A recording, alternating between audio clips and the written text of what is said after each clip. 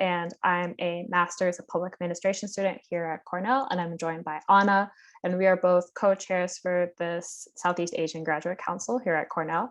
And this is the 9th lecture of the Spring 2021 Gatty Lecture Series. And the Gatty Lecture Series are a weekly lecture series featuring advanced SEEP graduate students, as well as academics, diplomats, researchers, and others who have expertise in Southeast Asia, and normally hosted within the Kane Center, but now we are obviously online. And so I'm going to introduce the format of the lecture today, and then we'll get started. So it's going to be about a 45-minute lecture followed by a 20-minute question and answer. We ask you that you keep your mics muted while the lecturer is presenting. And then we're going to use the chat function to be able to ask questions. And then me and Anna will go in the order that the questions were posed within the chat and announce it to Professor Baird. If you have a question during the lecture, obviously you can post it anytime you want. We just, again, ask that you not interrupt the speaker by unmuting your mic. And with that, I will go through Professor Baird's bio and then we can get started. Sorry about that. So Professor Ian Baird is a professor of geography, coordinator of the Hmong Studies Consortium, and the director of the Center for Southeast Asian Studies at the University of Wisconsin-Madison. Most of his research is focused on Laos, Thailand, and Northeastern Cambodia. His most recent book is titled The Rise of the Brao, Ethnic Minorities in Northeastern Cambodia During Vietnamese Occupation. And we're going to hear a little bit about that book today. And with that, I take it to you, Professor Baird.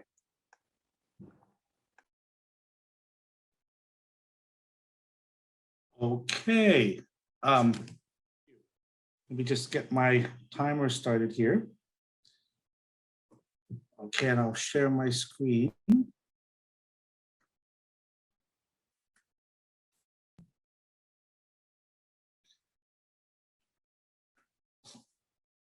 Okay, great.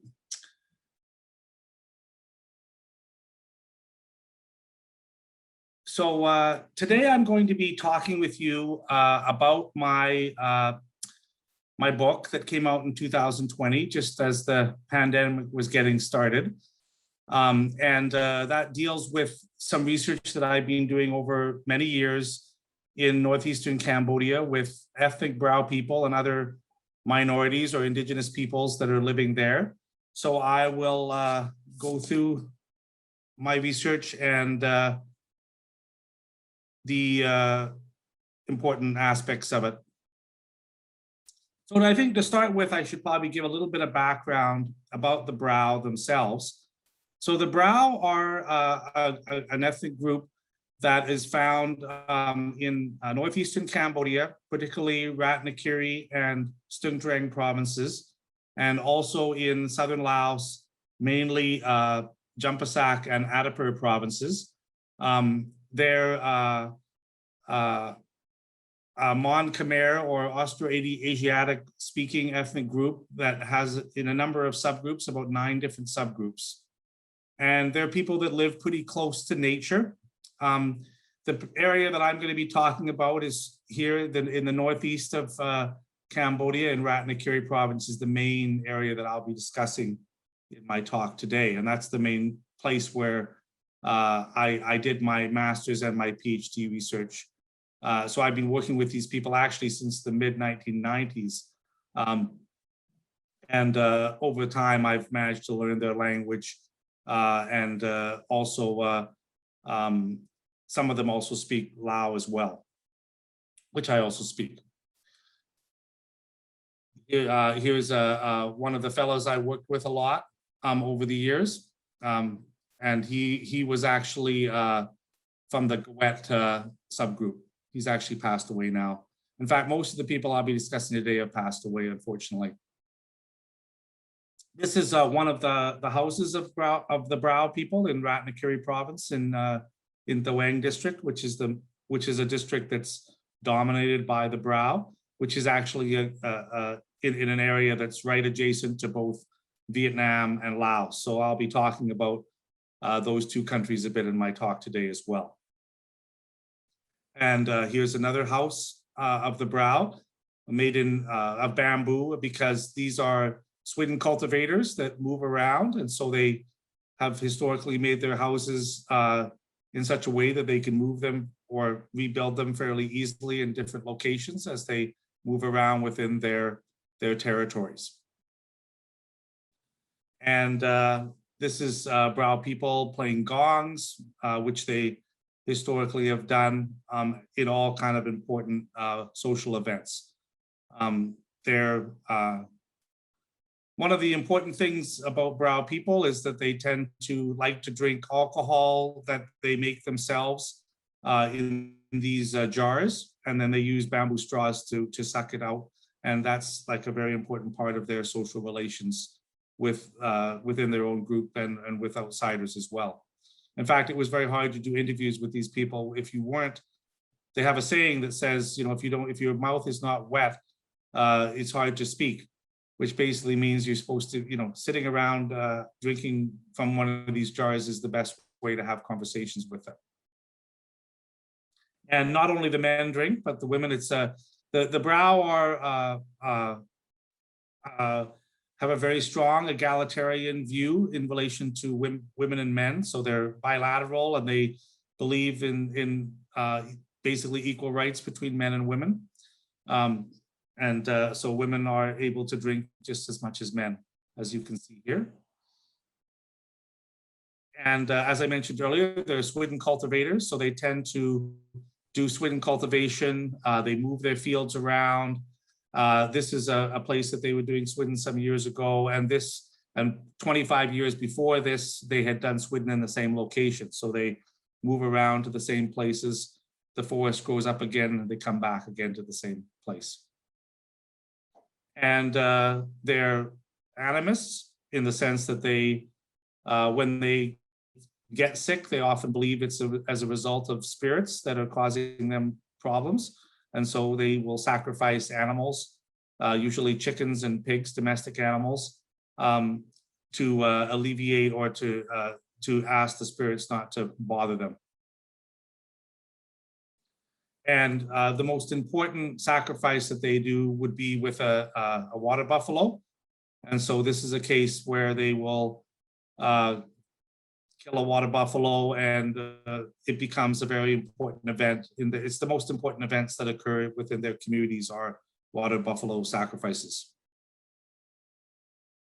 And after a water buffalo is sacrificed, they will leave something like this. It looks different depending on the subgroup, but this is done to sort of show people that they've done a buffalo sacrifice over the last year or so. So they'll leave that up there until it eventually falls apart by itself, and to demonstrate that they've done this, which is a very important social event for them. And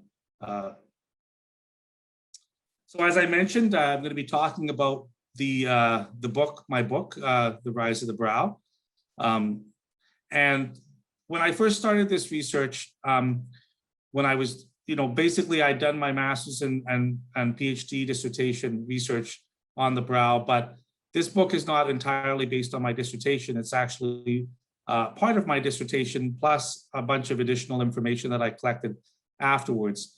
And really the main questions that motivated me early on in doing this research, or after my dissertation was completed, was why are the Brao so much more positive about the 1979 to 1989 Vietnamese occupation period than many other people in Cambodia are? And why do many consider the People's Republic of Kampuchea period, or the PRK period, to be a kind of a golden age for them? And so that's what I will be trying to answer some of those questions for you today. And here's a picture of one of the leaders of the PRK period, Bu Tong, who's one of my main sources in this for this book. And he's meeting some Brao people during the 1980s. So you can see the women, Brao women at that time, tend to have big ivory tusk plugs that they would put in their earlobes. Nowadays, they don't do that anymore, but that's what they did at that time.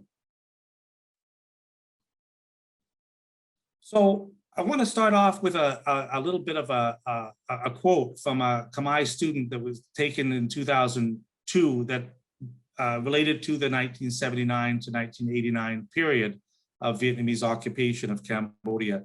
And essentially, the student said, the Vietnamese claim that on January 7th, 1979, they came to liberate Cambodia. Really, they came here to kill people and take our property. So this is a view that that a lot of people hold, that there was a lot of resentment about the Vietnamese occupation of Cambodia during the 10 years that they were in Cambodia between 1979 and 1989. Despite the fact that the Vietnamese got rid of the Khmer Rouge, there's a lot of historical animosity between Vietnamese and Khmer people. And as a result, a lot of Khmers were not happy with the Vietnamese occupation of their country. However, as I will argue today, for the ethnic minorities or the indigenous peoples that live in the Northeast, they have a very different view of things. And that has a lot to do with their historical relationship with the Vietnamese, which is actually not nearly as negative as it is for other Khmers. So because of that, they don't have the sort of historical baggage which exists with other groups. And that really affected their relationship with Vietnamese during the 1979 and 89 period. But there's really more to it than that. So I'll come back to that later.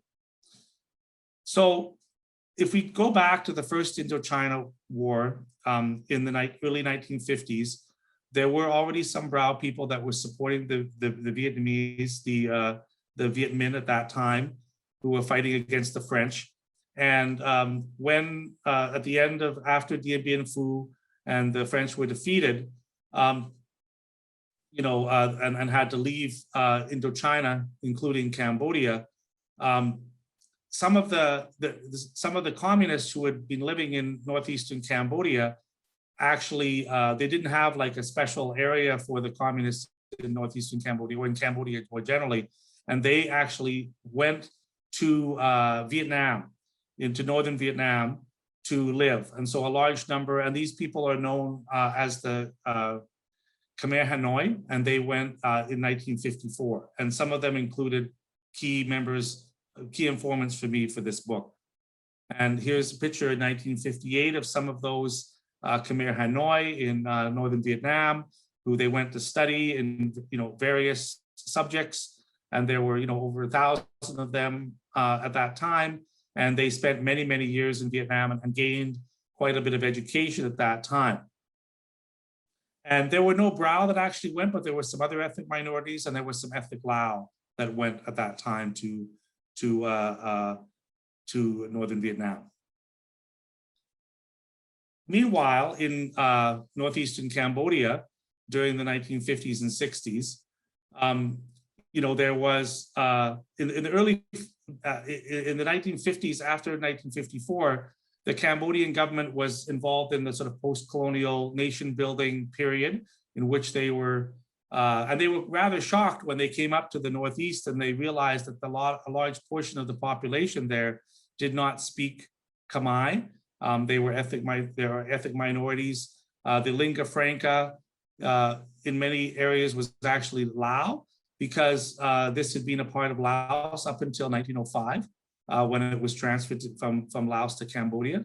So there was a lot of feelings of surprise about this, and they wanted to connect this area much more to Cambodia at that time.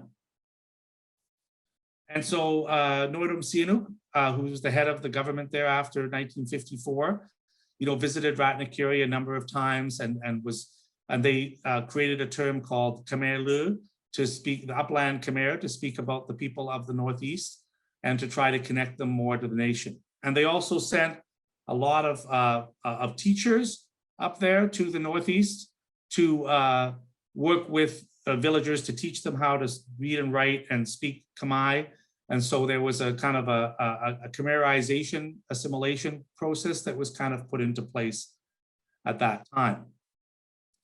Now, one of the things that happened in the beginning in the 1960s was that they wanted to develop a large rubber plantation in the Northeast, in the middle of Ratanakiri Province. Some people look at this photo and think that it might have been, a more recent photo, but no, this is actually from the 1960s, and these are rubber plantations that were planted in ethnic minority areas in the center of Ratanakiri Province. And the soil there is sort of reddish and quite good quality. And so there was an interest in developing plantations there. You know, they took over a lot of the land of the, of the indigenous peoples there. And there was a lot of unhappiness about that. And this was actually, it was this rubber plantation development that led them to become, many people to become negative about the government. And even people that were living in other parts of the province that were not directly affected by the rubber plantations were also affected because they didn't have enough labor up there to actually develop these rubber plantations. And so they actually kind of seconded, or there was a lot of, so basically corvée labor in which the ethnic minorities were required to go and work a couple of weeks of the year on these plantations. They were paid a little bit for their work, but they weren't happy about it for the most part. And this was also one of the things that kind of resulted in a lot of the people up there becoming negative about the Cambodian government at that time. So in the early 1960s, some of the Brao started to become aligned with the Khmer Rouge or Democratic Kampuchea at that time in northeastern Cambodia. There wasn't initially fighting, but they started to get involved and do political organizing in the villages. And some of them went into the forest at that time, but there wasn't really fighting yet at that time. The armed struggle itself didn't really begin until the late 1960s in Ratanakiri. But many of the key Khmer Rouge leaders were actually living there in Ratanakiri from the mid-1960s onwards, and including Pol Pot and Ieng Sari and others. So this is Pol Pot. He was up there beginning in the middle of the 1960s. And he had the ethnic minorities up there had a very good impression of him at this time. And they felt that he was, really speaking about issues that were of importance to them. And he was actually quite popular up there in that period. Now, in 1970, there was a coup in Cambodia, and Ronald took over the government from Sihanouk. And at that time, on the advice of the United States, the military of Cambodia withdrew from the northeast of Cambodia to allow for heavy bombing of Vietnamese bases that were located there as sort of part of the Ho Chi Minh or Sihanouk trails, moving people between northern Vietnam and southern Vietnam. And so there was a lot of bombing there at that time. And this affected many of the ethnic minorities that I've been working with, including the Brao. The area was considered by many to be largely unpopulated, but in fact, these ethnic minorities were living there, and they were heavily affected by this bombing over a few years, between 1970 up until 1973.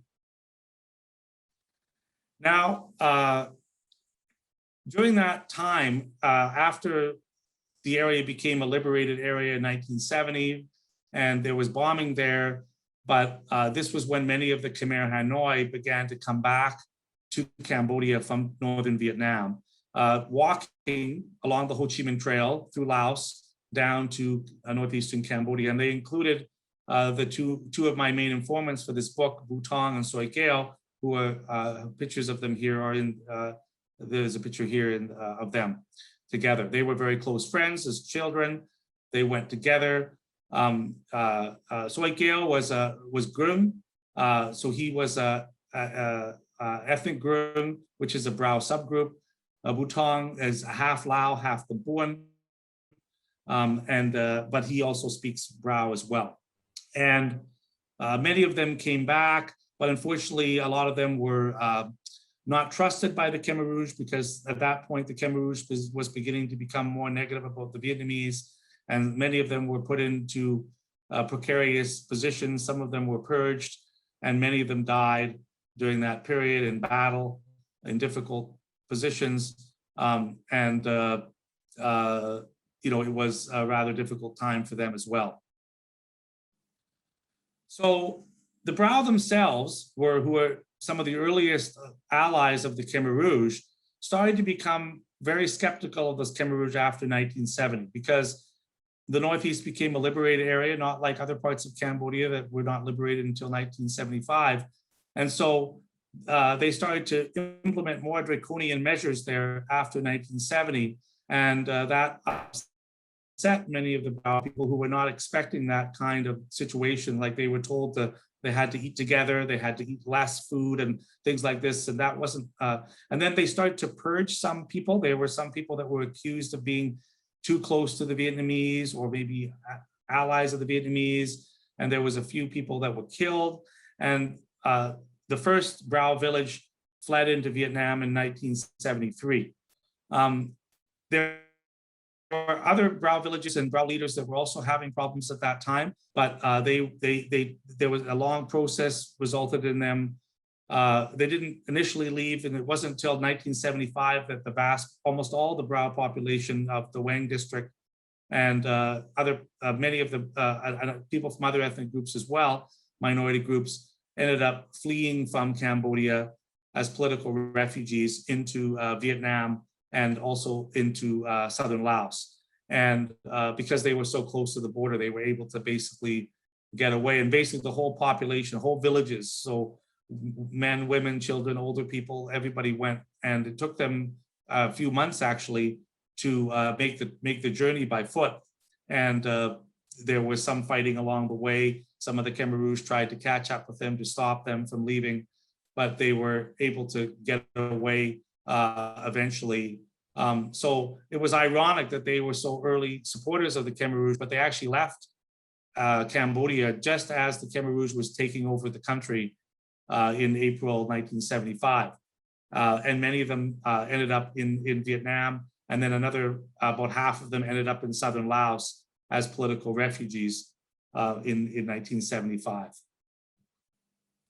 And the leader at that time was actually not Butong, who later became the leader, but the guy on the right here, whose name was Bun Mi. And he was actually a Brao man who was the leader of, and it was really because of him that the conflict that he had with the Khmer Rouge leadership that resulted in the Brao people fleeing the country at that time.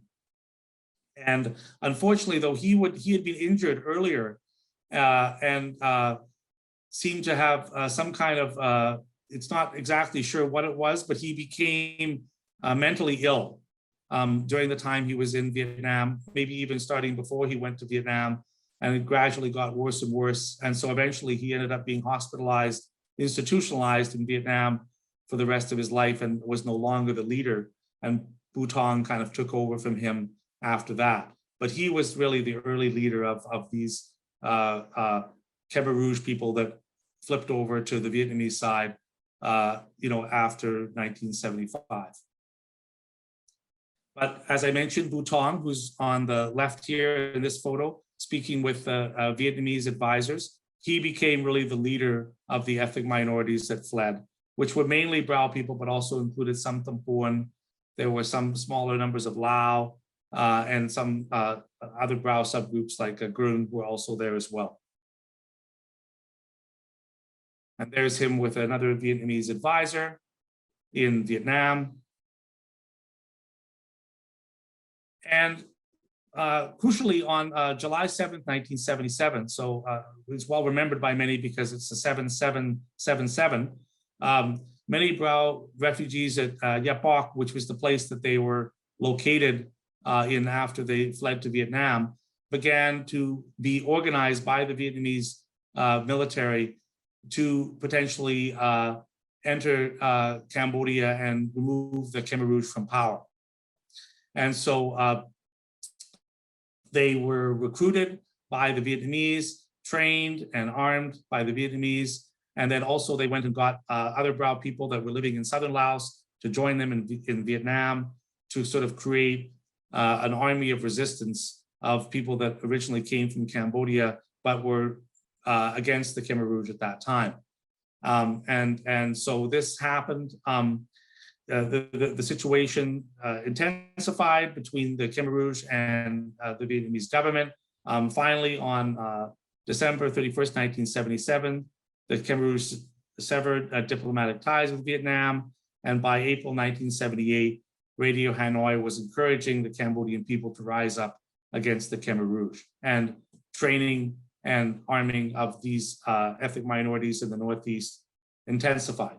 there was also the arming of ethnic Khmer people further south, but I won't talk too much about that today. That's a much better known history than the Northeast. But the Northeast, it was all ethnic minorities. There were no actual ethnic Khmer people there. They were all ethnically Lao, Brao, other subgroups like Grung, Tampuan, Jarai, who were became part of this fighting force.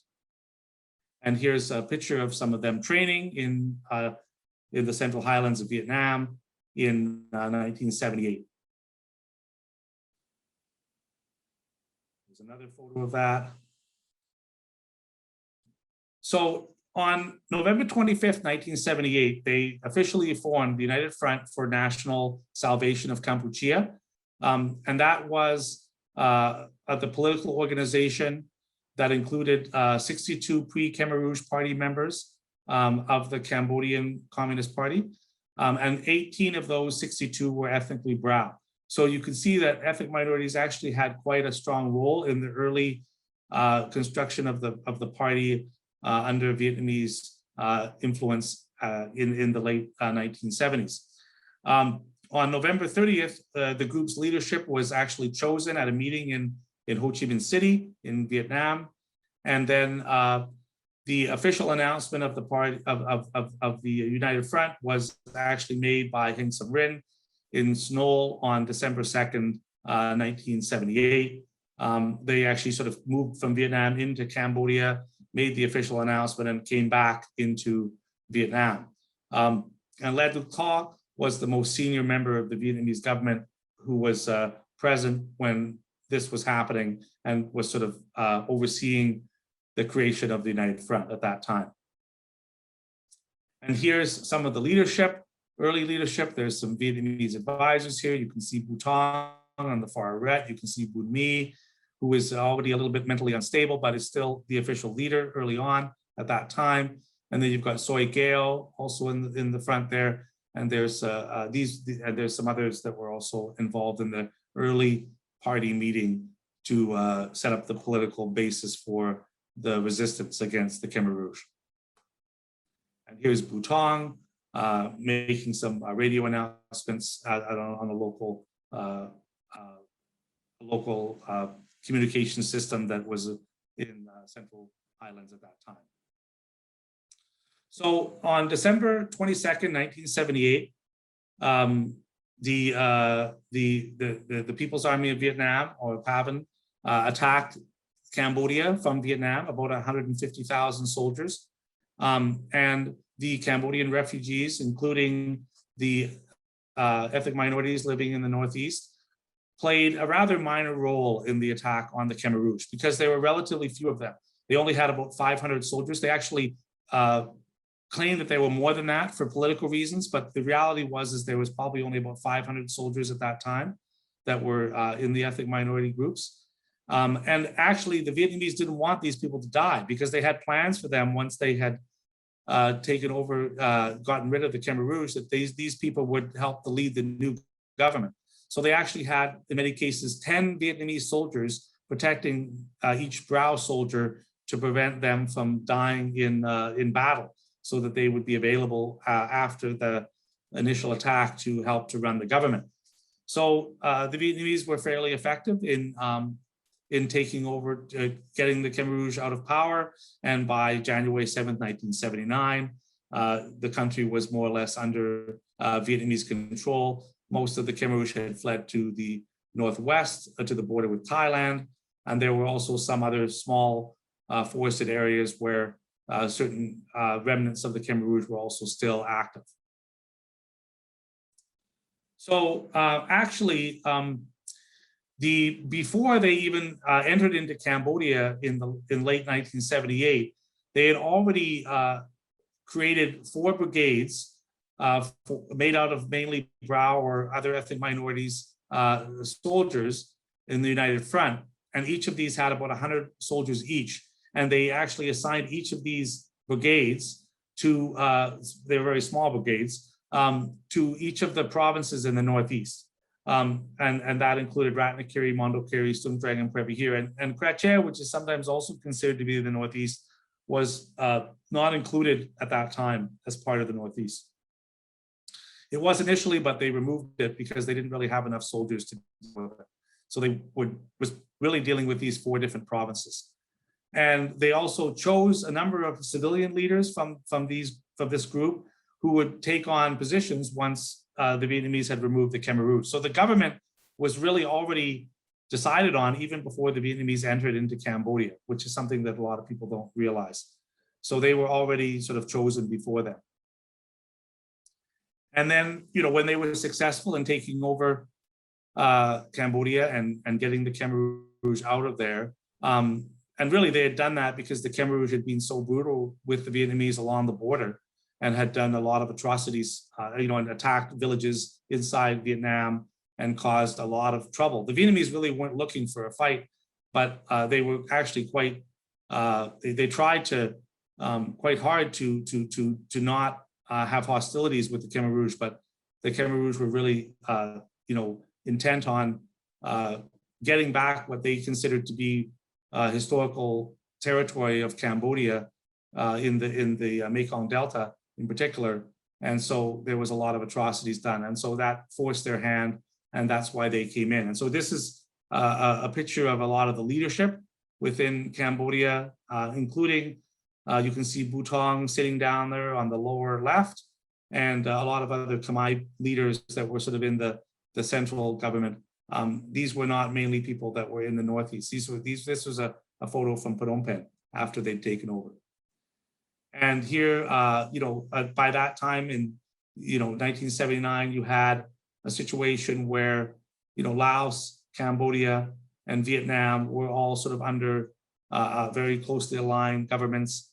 And so these are this is Butong on the left, and then you have the Lao leader that actually originally came from Northeastern, Osakan Tamatewa, who originally came from the Northeast himself, who was ethnic Lao from Cambodia as well, and then a Vietnamese leader as well, who were all celebrating this victory at that time. And there's Butong with the leader of the Vietnamese military in Cambodia after 1979, Le Duc An. So Butong himself, as I mentioned before, is half Vietnamese, half Timpuan and half ethnic Lao from Ratanakiri. He actually didn't learn to speak Khmer until he was about 20 years old. So he was never really a totally, even though he lived in Phnom Penh for many years after 1979, he was a former Khmer Hanoi, lived many years in Vietnam. And he became a Politburo member in the PRK government. And crucially, he became Minister of Defense for Cambodia between 1982 and 1986, which is very crucial years. Later on, he became a member of the National Assembly in Ratanakiri Province, and then also a senator. And then he retired a couple of years and then died, unfortunately, in late 2019, just before this book was coming out. And he was he was sort of what they call the kingmaker in the Northeast. He made a lot of decisions about what happened in the Northeast in terms of the government because of his high position within the Politburo of the PRK government. And these were the provinces that he was mainly controlling: Prebihir, Ratanakiri, Stung Treng, and Mondulkiri.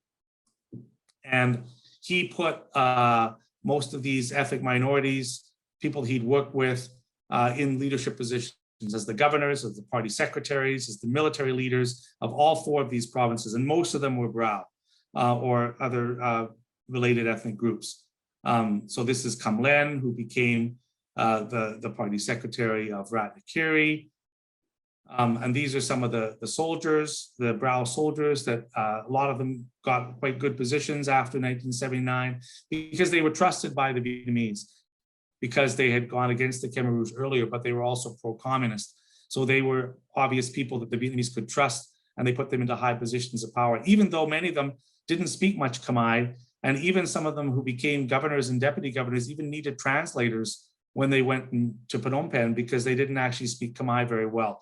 They actually spoke Lao much better then they spoke Khmer. And of course, their first languages were Brao or other ethnic languages. This is Siang Noi, who was another leader. So that's him in 1979. He was basically illiterate, but he became, deputy governor of Ratanakiri. There's him when I met him many years later. Unfortunately, he's passed away now. He was one of the leaders at that time. Here's Butong visiting in Previ here with other leaders and Vietnamese military that were working with him when he was Minister of Defense in the 1980s. And there's him visiting villagers in Stung Treng Province in 1980. And there's him more recently. I met him many, many times and had a series of long interviews with him over the years. He loved to speak Lao, and that allows a language that I speak very well. So we had a good relationship. Sometimes he'd also like to speak Brao with me as well, because he also very much respected all the different ethnic minority languages of the Northeast. Soy Gale, his close childhood friend, was ethnic Grung, even though he was actually brought up in a Gajok village. And he was also a former Khmer Hanoi. He fled back to Vietnam in 1974 after originally coming in 69 back to Cambodia. And then he was a general in the Cambodian army, very close to Butong, and became a senator later and died just a couple of months before Butong died in the same year. So they had very parallel histories over their lives. There's him in the 1980s when he was chief of staff of the Cambodian military. He was a general in the army in Cambodia. And there's him visiting Supanawong in Laos in the 1980s. Here's Kam Len. These are other Brao leaders. And you can see, I just wanted to show some of these pictures because it really shows these people were really villagers, but they had very high levels of positions within the government during the 1980s. There's visiting Laos, delegation led by Brao people. And they were really installed into all the important positions in the Northeast. They held basically all the important positions between 79 up until the mid to late 1980s. And so they played a very significant role at that time, although their history is hardly known. Most of the history of Cambodia is really being told from the perspective of people in the lowlands, in the central government. And that's part of what I'm trying to do with this project, is to give voice to those people that have not been heard so much within the history of Cambodia.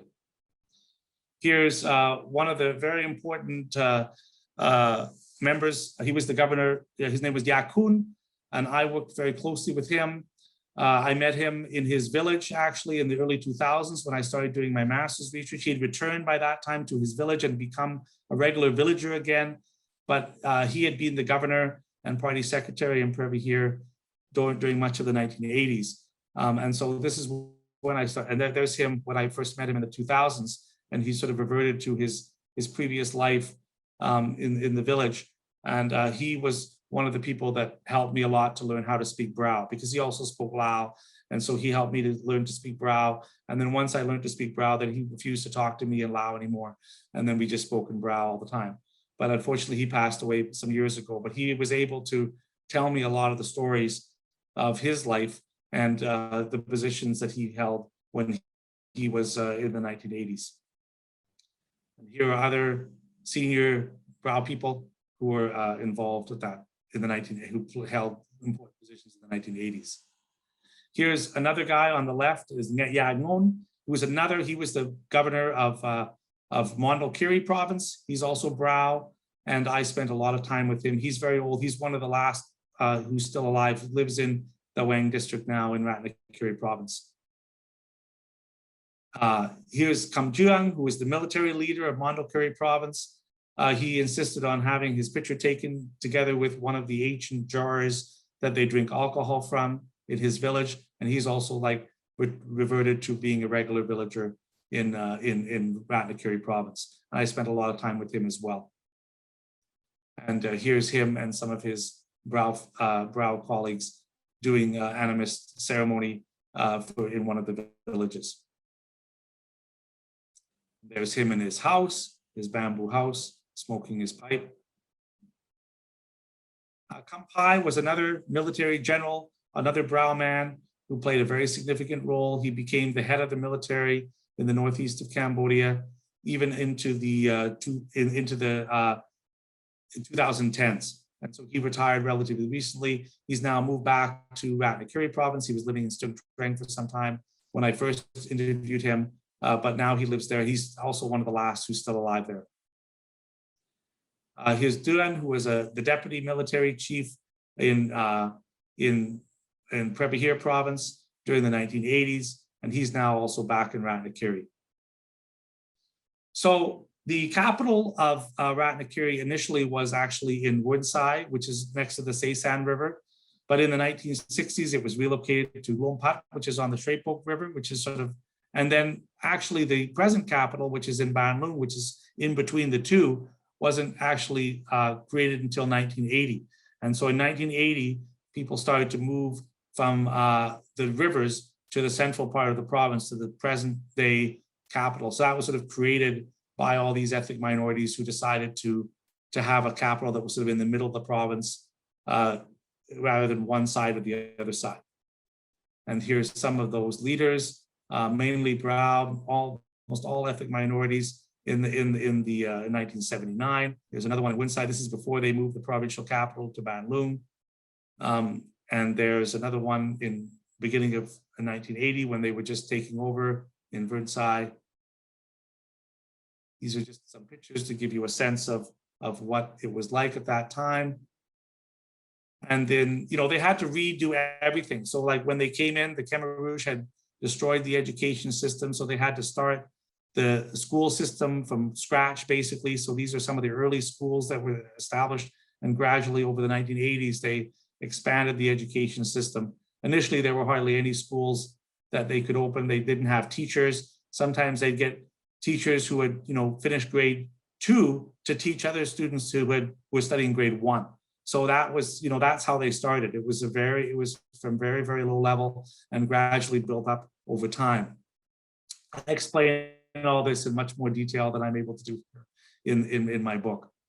And again, this is the area where the ethnic minorities, the Brao, even though the Brao mainly came from Ratanakiri and Stung Treng, they were also dominating the governments in Prebihir and Mondulkiri during this time.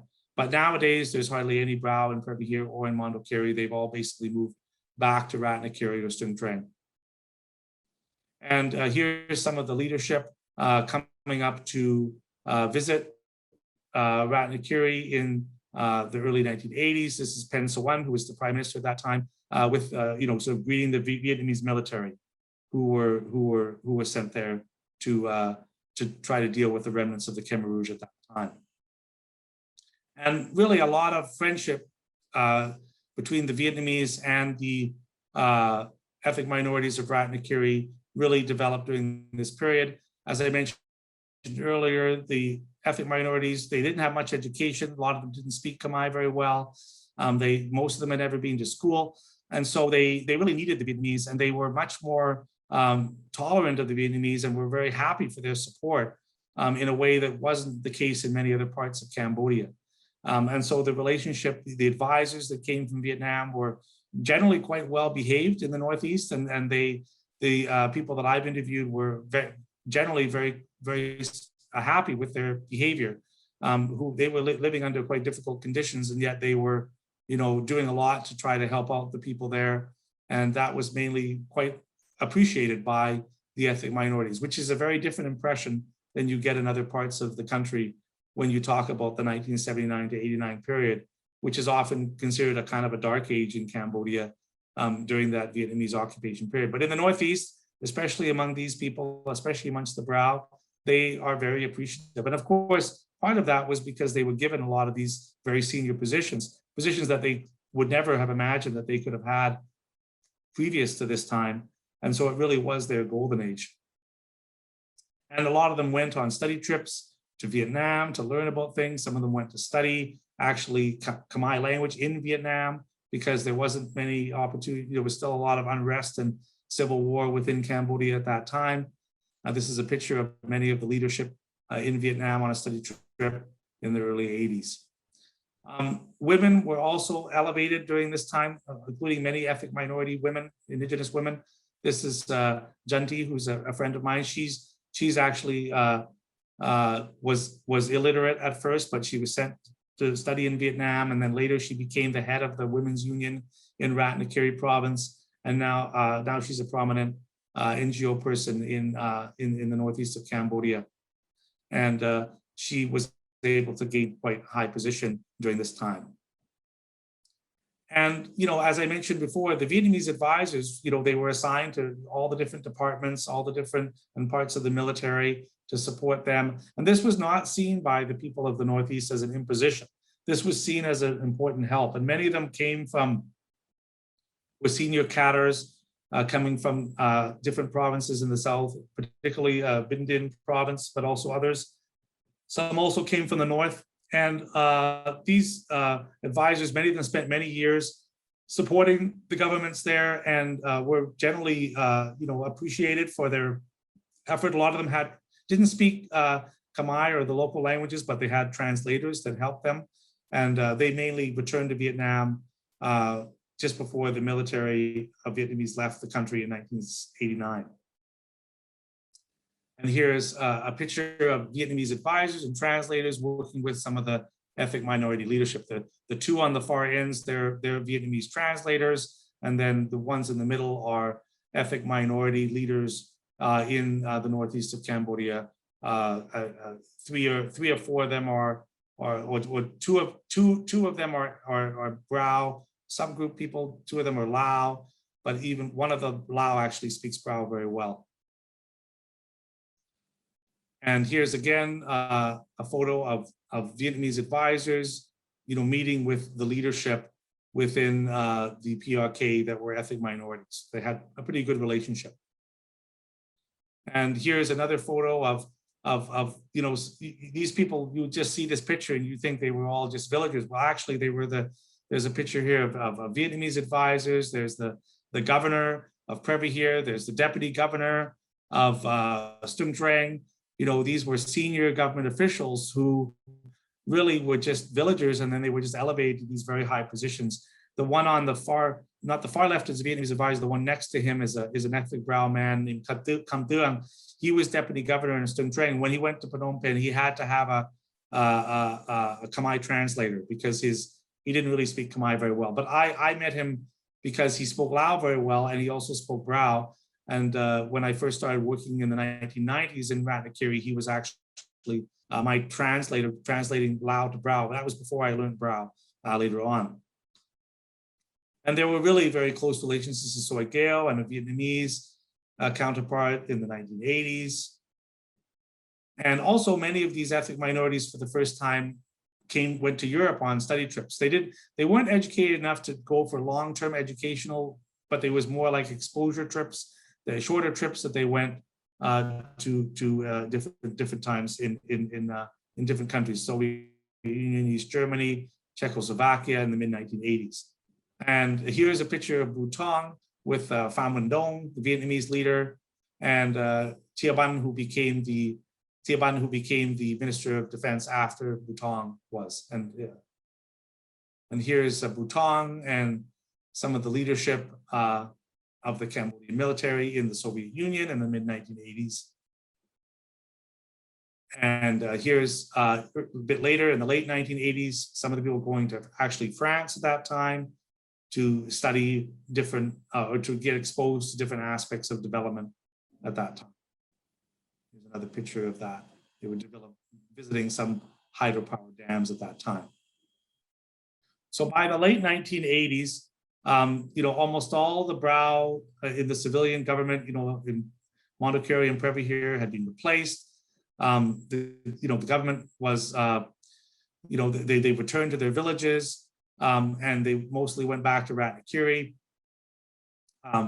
They had houses built for them by the government, but many of them were in the capital city, but they ended up moving out to the villages anyway, and so really returned to their former lives before the revolution. And finally, in 1991, during the UNTAC period, actually many of the Brao resisted the UNTAC to come to Taveng District because they were really afraid that the Khmer Rouge would come back to power. They were afraid of giving up all the fighting that they'd done over the years to try to get rid of the Khmer Rouge. And so they were actually one of the only districts that was pro CPP that resisted the UNTAC coming in. But eventually they did let them come in, but never really were that close to them. Here's a picture of the northeast of Cambodia. You can see Taveng along the Sesan River there. And you can see where Laos and Vietnam are in relation to the Brao areas. So really, this was a decline in the 1980s of the Brao. They left their positions, they returned to their villages, but yet many of them remain very nostalgic about the 1980s, which is really what prompted me to do this study, because I really noticed when I was spending time with them, how much they appreciated that period. And they felt that ethnic minorities at that time were treated with dignity. They felt that they were given high positions to rule their own lands. And so it really was a time that, and now they look at it, there's very few of them in high positions anymore because they don't have high education, they don't have, so they've really dropped out of the government in many ways, and that's, makes them, they're unhappy about that. So finally, in conclusion, what I would say is that, the histories of Cambodia, especially, have been really focused on, the Phnom Penh and to some degree in Angkor Wat, but much less about the ethnic minorities. Very, very few things have been written in which the view of the ethnic minorities has been presented as a kind of center part of this. So I consider the work that I've been doing is sort of working on what I would call marginal histories. So these are marginal not in the sense that they're unimportant histories, but rather that they occurred to people that have been marginalized in the political and social sense. And these are important histories that we need to tell more of. So I've really made a call here to for other similar histories to be created for other groups, like the Thais, for example, in southwestern Cambodia, other ethnic groups, other social groups, other parts of the country that have been less represented in Cambodian history up to now. And I think there needs to be a lot of work about that. And we also need to think of Cambodia more in terms of regionalism, that there are different regions in the country, they have different views, they have different groups of people. And this needs to be represented more in the way we think about Cambodia than it has been in the past. So finally, the relationship between the Brao and the Vietnamese is really being, as I've emphasized here, is much better than it was between the Vietnamese and the Khmer population in other parts of the country. And because of the high positions that many Brao people were put in, they really do consider this to be a kind of golden age of the Brao in terms of their involvement in government and their power within the areas that they originally come from. And so not surprisingly, they continue to be nostalgic about the PRK period and really, fondly remember the time when they were in positions of power and were able to affect their own destinies in much more than they are able to now. And so I think it's important to understand that while many Cambodians consider the 1980s to be a rather dark period, for those in the Northeast, it's really seen in a very different way. And there's obviously reasons for that, as I've already explained here. Okay, so I think we can leave it at that. I'm happy to field any questions that you might have. And hopefully we can have a discussion here. So I will unshare my screen so we can see each other a little bit better. And yeah, I'm happy to take any questions you might have. Thank you so much for your wonderful presentation. There are so many minorities out there in the world that are fighting for their history to be seen and acknowledged, and your work is extremely valuable. It means the world to these people, even though if it's not really recognized by majority culture. So again, thank you so much for your work. It's really interesting to learn about. I'll just say that most of the people that I interviewed over the years who were really important people for this project are all dead now.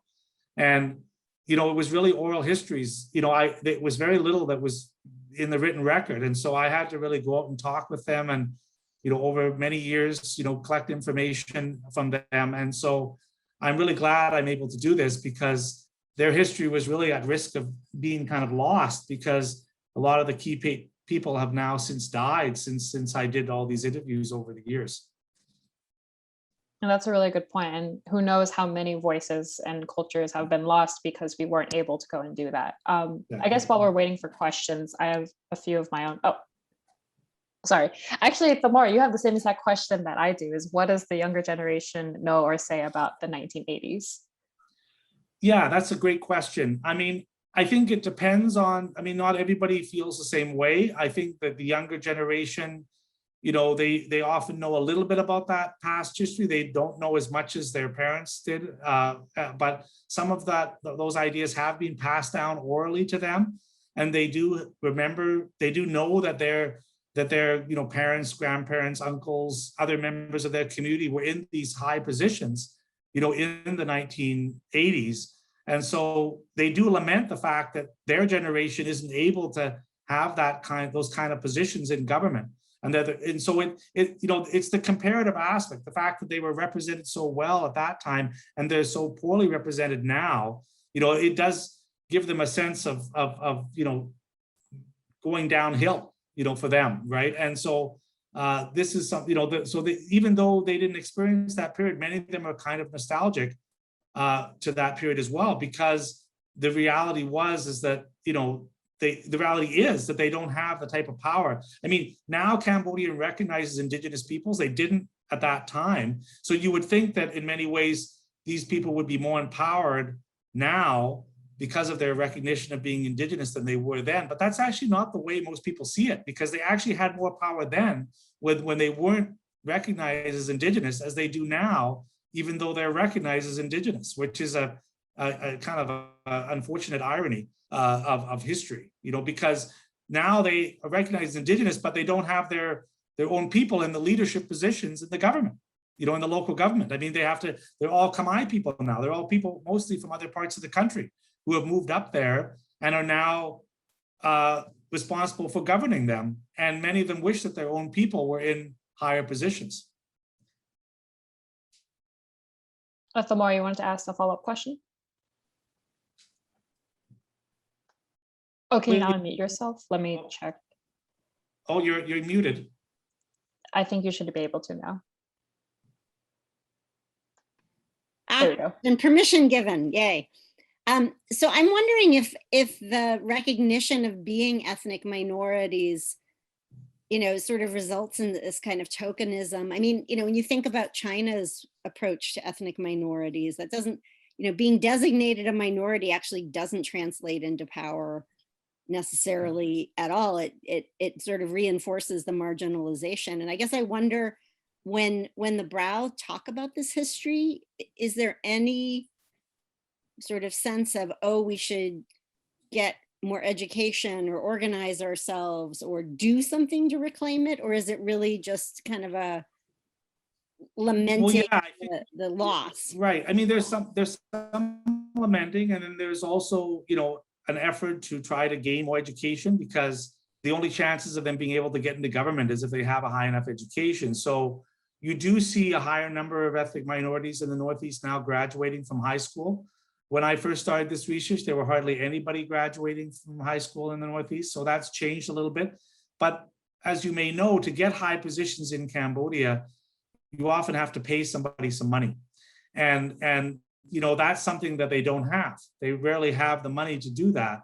So, some of them become disappointed that they work hard to get relatively high educations for themselves, and yet they're still somewhat marginalized by not being able to get, the idea that they would be governors or the head of the military or the party secretaries or heads of all the departments, right? In those days, all the departments were led by these ethnic minorities.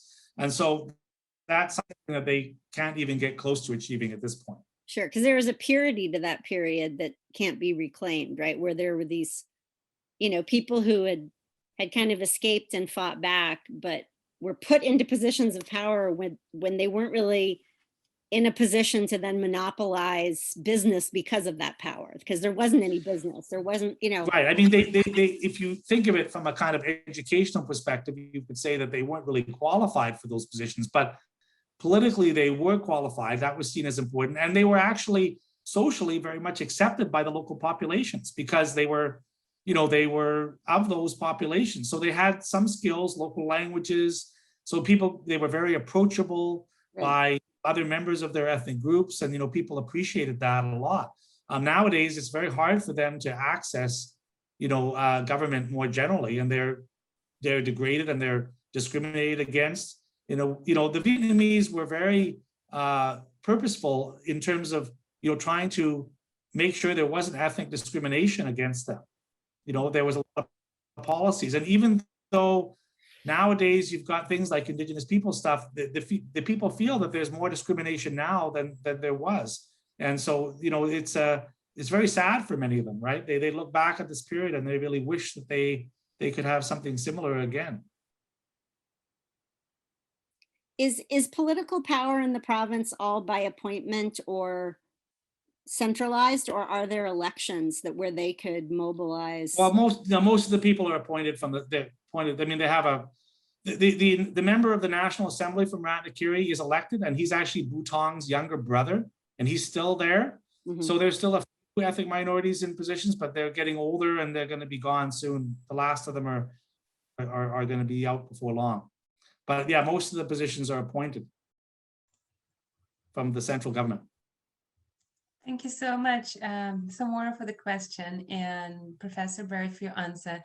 We do see more questions coming in. One is the raising hand, and another is question in the chat. So let me invite Bryden Pedersen to ask his question first, and I am unmuting.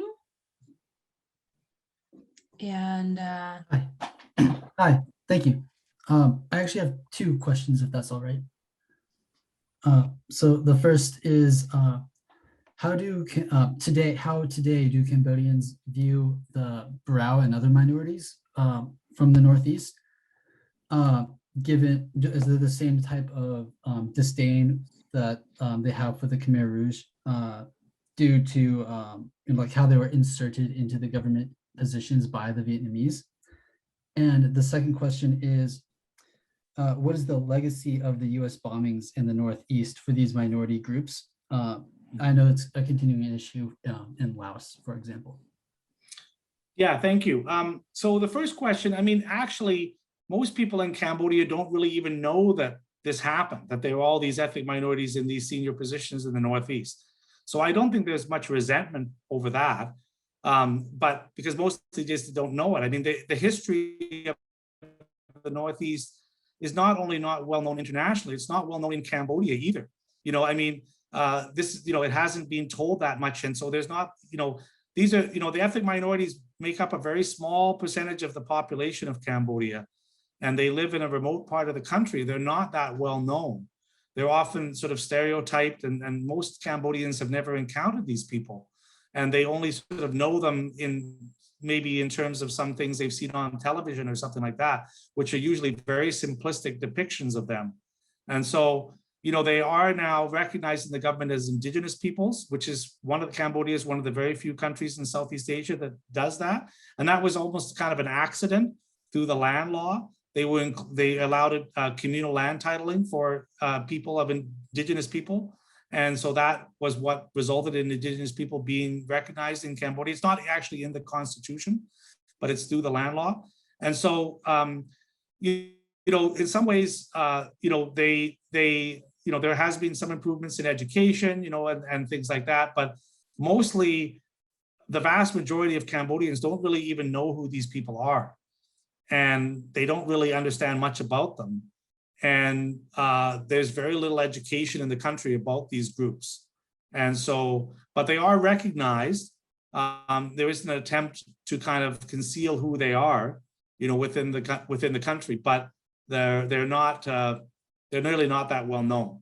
And then your second question regarding the bombing, yeah, I mean, they were, when the bombing happened, I mean, they had B-52 carpet bombing in the Northeast. I mean, there were, actually a lot of, not that many people died. A lot of them actually were like, went into pits and stuff and were able to, they heard the planes coming, and then they would, get into these pits and cover up, and they mostly survived the bombing, but it was devastating. I mean, the whole forest areas were just flattened, and a lot of times these people didn't even really know what was going on in the remote areas. Some of them thought they were spirits that were dropping bombs. They didn't really understand a lot of what was happening. I mean, there were some in the Khmer Rouge that did know, but others that were more regular villagers were, just, it was pretty devastating period. And, these are people that didn't own a lot of stuff to begin with. So it's not like they lost a lot of, valuable things, but they certainly had a difficult time during that time. There is some unexploded ordnance in Cambodia in the Northeast that is still there, but relatively smaller amounts compared to, let's say, southern Laos, because the bombing period was between 70 and 73, whereas in like neighboring Adapur province to the north, it was between 65 and 73. There's another 5 years of bombing added on to that. So there's a much higher levels of bombing in Adapur province compared to in Ratanakiri, but still, it was a pretty, devastating. And I mean, Henry Kissinger made the comment that it was okay to bomb this area because it was there was no people living there. And, these people that were living there were these indigenous peoples who were basically forgotten during this bombing period. It was seen to be just a place occupied by the North Vietnamese military, and therefore it was a free fire zone. But there was all these civilian populations of indigenous peoples who were also living there, mind you, in small population densities, but they were just basically forgotten. And literally Henry Kissinger was making comments to say that this place was empty, except for the Vietnamese. And of course, that wasn't the case. So, they've been forgotten in various periods of history, by lots of different groups. Very sad history indeed. Moving on to the next question that I see in the chat. I would like to ask, what is the Vietnam's government agenda in making an occupation towards Cambodia and to topple the ruthless Khmer Rouge ruled by Pol Pot and his associates? What do they actually gain from the military actions, and what is the significance that persuades Vietnam to do this? So it's important to understand that, Vietnam had been through a very difficult period of war, prior to this period, fighting against the Americans for so many years. And they didn't really want to fight. They were, if the Khmer Rouge had acted more, civil to them, they would have probably, not done anything. But one day after Phnom Penh was taken, already the Khmer Rouge was attacking Vietnam. They were going into villages in Vietnam. They were killing everybody that they could come across. Men, women, children, old people were being slaughtered.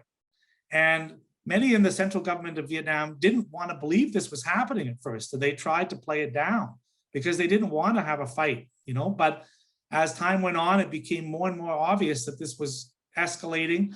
The Khmer Rouge were making comments like, we can get rid of the Vietnamese, even though there's so many more of them than there are us. We just have to make sure that each Cambodian kills 30 Vietnamese. So 2 million Cambodian soldiers, if each of them kills 30 Vietnamese, we'll kill 60 million Vietnamese and we'll get rid of the Vietnamese. I mean, this was the rhetoric that was coming out of the Khmer Rouge at that time, very aggressive. So, the Vietnamese didn't want this to happen, but, as a lot of the material that I use in the book that was usefully translated by Merle Pribino from Vietnamese websites really does demonstrate that they didn't want this to happen. But when your villages are being attacked, when the Khmer Rouge was so belligerent with them and attacking along the border, the real motivation for coming in there was that they just figured out at some point they couldn't work with the Khmer Rouge. I mean, this was not going to stop. And so that's why they went in and got rid of the Khmer Rouge.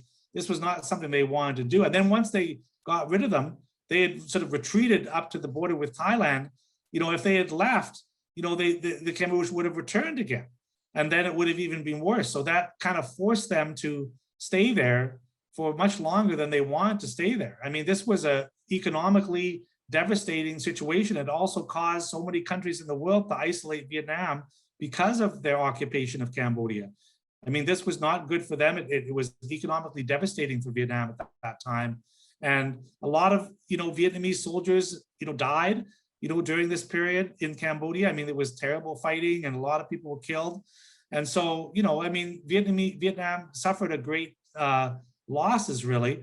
And one of the things that I think a lot of people are, even the people in Northeast say this, is they say about other people in Cambodia, well, why don't Cambodians appreciate the fact that this genocidal government was taken out by the Vietnamese? I mean, there's very little appreciation of the Vietnamese for doing that. But it has to do with the history, right? Because Vietnam had been aggressively taking over parts of what is now known as Khmer Rouge. And so, a lot of Khmers didn't appreciate that. And many people felt that they stayed too long, but they stayed as long as they did because they were afraid that if they left, the Khmer Rouge would come back. And so it was a very difficult situation for them, but they really didn't, gain that much. I mean, they lost politically and they lost in terms of lives and economically. And the people that were in Vietnam in Cambodia were living under very difficult conditions. I mean, often they didn't have enough food. The soldiers didn't have enough food.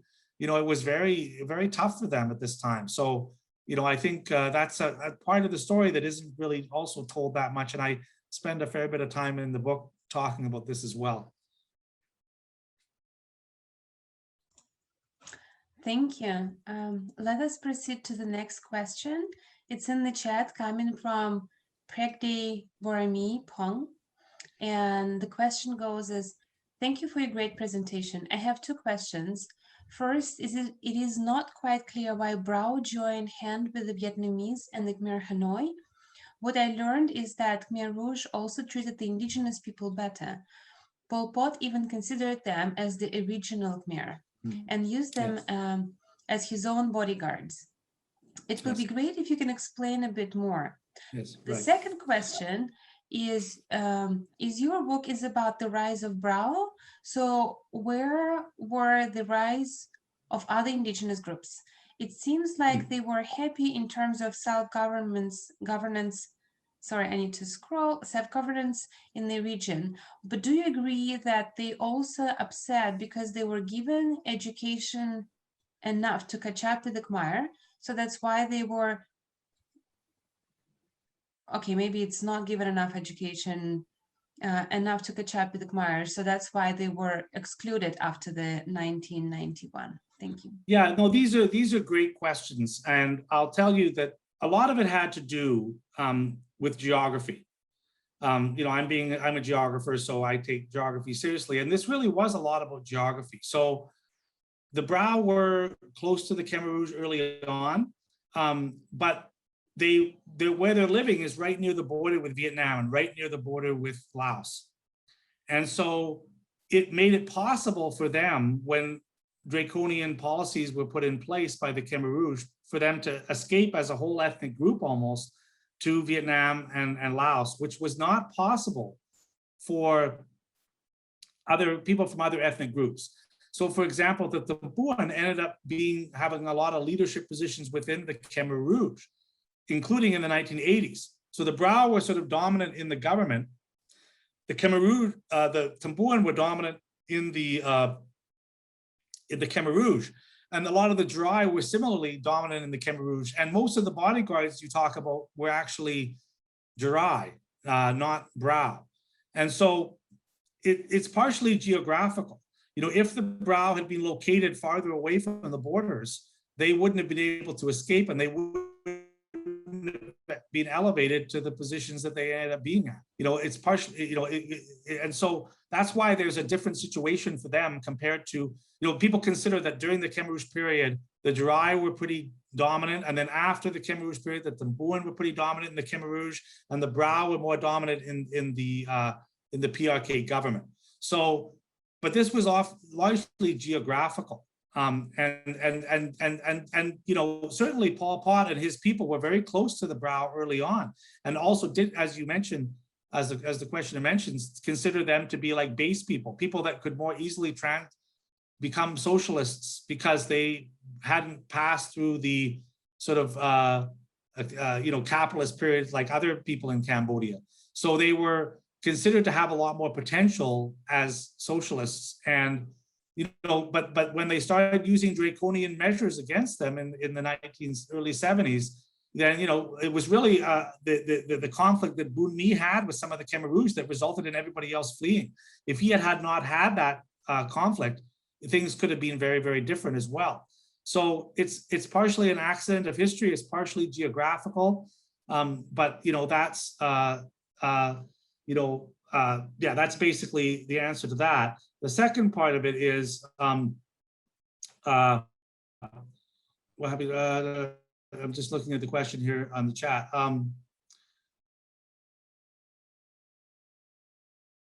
Well, yeah, I mean, they were certainly they did want to have the same type of education that Khmer's received, but they were removed mainly from power because they didn't have that education level. I mean, there was a point in the Cambodian government when they wanted to upgrade the qualifications of people at higher levels of government. And then that's when a lot of them ended up being removed from their positions or sort of asked to leave because some of them were illiterate. Some of them couldn't even read or write and they had high positions. That wasn't, their political support was important early on. As things became more stable later, then that wasn't so important. And so that's when they kind of started to return to their villages and leave the government. Education,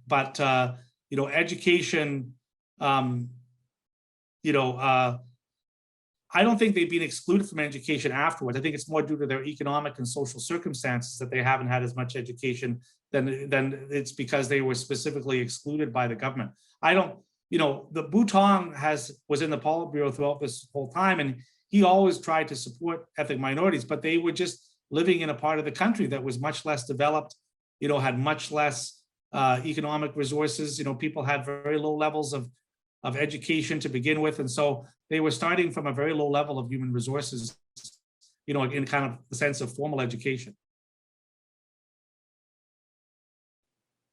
Thank you for that very detailed answer. We're rounding down to the end of the question answer, and so we have 2 more questions from Mike I see in the chat, so that'll probably be our last questions for the day. Mike, I see that you also turned on your video. Did you want to ask them live or do you want me to ask? Yeah, it's fine either way. I think mine's kind of a simple question, the first one. First, Ian, nice to see you again, presentation. It was interesting, your characterization of the history of the Brao being involved in the liberation movement or the ouster of the Khmer Rouge. It's very similar to what happened in Vietnam and Laos also, where there are a lot of ethnic minorities who were very prominent during the liberation period and then also became important political figures. But then within 10 or 15 years, most of these started dropping away as it was kind of replaced. And I was wondering if you saw differences in how that played out in the 3 different countries, or do you think it was a fairly similar process? I know your expertise is a little bit. I think it's more accentuated in Cambodia in the Northeast than it was in Laos because these people had literally fled to Vietnam and been living in Vietnam for many years, right, before they came back to Cambodia. So that really cemented their loyalty in terms of the Vietnamese, and they had been and then you have to think about this, right? The Vietnamese were getting ready to take out the Khmer Rouge, but they don't want it to be seen as a takeover by the Vietnamese government. So they want to put people in power who are Cambodians. But are they going to trust the people that are in Cambodia that have been under the Khmer Rouge for so many years? No, definitely not. But these are people that have been living in Vietnam. They're supportive of communism, but they're not supportive of the Khmer Rouge. And they showed that by fleeing from the Khmer Rouge. And so they were obvious people. And so they were really elevated to levels of positions that I would say go beyond what was the case in Laos. I mean, these were, like you didn't have like the Minister of Defense, right? I mean, literally the governor, party secretary, every single person in these governments and high levels of government in the Northeast were ethnic minorities, which is even more than you would see it more in Laos at the district level or below that a little bit, and somewhat at the provincial levels, but not, they're not to the degree that it occurred in the Northeast of Cambodia. And I think it's just the sort of the fact that they had, you didn't have that level of ethnic minorities in Laos fleeing to Vietnam and then coming back, with the Vietnamese. That didn't really happen in Laos in the same way it did in Cambodia. So I think it's a little bit different. Yeah, thanks, Ian. Also, just as a follow-up question, I want to push back a little bit on your understanding of how the motivations for why Vietnam would invade Cambodia and kind of oust the Khmer Rouge. I think the other part of that question, don't you think that the tensions between Vietnam and China would be relevant? So just after this invasion was, of course, the Sino-Viet War, which was quite significant. It would probably help Vietnam a lot to have a Vietnam-friendly government in Cambodia versus one that's pro-China. Don't you think that's part of the motivation? Absolutely. No, I'm sorry, I didn't really go into that much, but it's in my book a lot, actually. And okay. Yeah. And so you're right. I mean, that was an important issue. I mean, but I would say that, the Vietnamese motivation, I mean, what was happening, I mean, the fact that the Vietnamese took out the Khmer Rouge was a big motivation for why China invaded Vietnam in early 1979.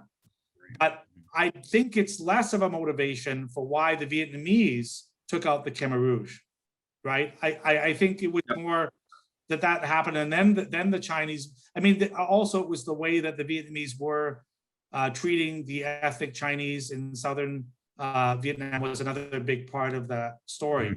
But yeah, I think that the real, I mean, from the documents that I've used in the book, and you can see that if you read the book, it does appear that that actually a lot of the Vietnamese leadership didn't really want to take the Khmer Rouge out, but they were pressured by the fact that there were all these attacks on them constantly from the Khmer Rouge. If that hadn't happened, they probably would have stayed out of it. But definitely, the Khmer Rouge were one of the closest allies of China at that time, and so when they were taken out, it definitely enraged the Chinese, and really led to what we call the Third Indochina War. In the region, right? That was the key moment that really escalated a lot of conflict, throughout the region. Why the Chinese government started supporting insurgents fighting against the Lao government as well. I mean, there was a lot of things that happened at that time that really led to a lot of harsh situation. A lot of that history really hasn't been properly told up to now.